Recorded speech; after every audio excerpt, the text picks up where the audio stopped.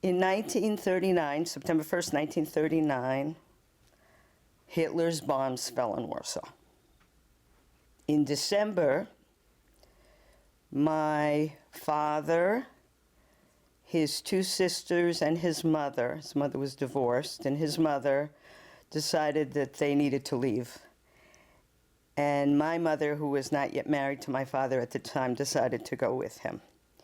So think about this. So here you are living comfortably in Montgomery County, and somebody says to you, we have to go.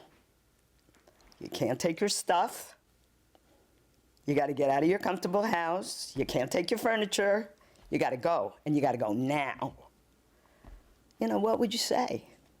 My parents ended up in a small Russian village, and that's where I was born, in Siberia. When the war ended, they went to Poland and found that no one was left. There was no country to come back to. There was no family to come back to.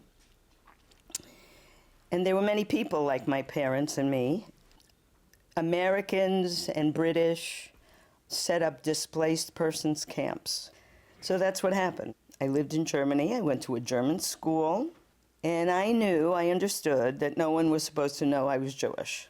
When I came to the United States and we were living in New Jersey, I was trying to figure out who I was supposed to be, you know, and I was trying to give the right answer. And Jewish was the wrong answer. The biggest thing I got out of Lola's story was how important it is to be proud that we're Jewish.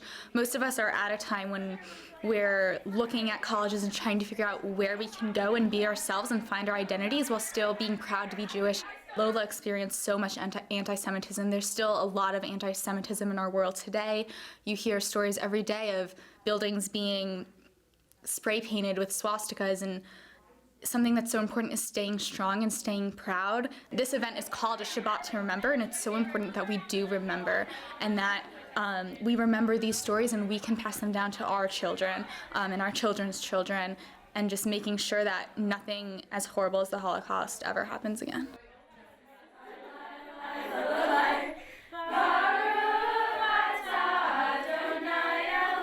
As you were all standing up and doing this Havdalah service, I thought, isn't that amazing?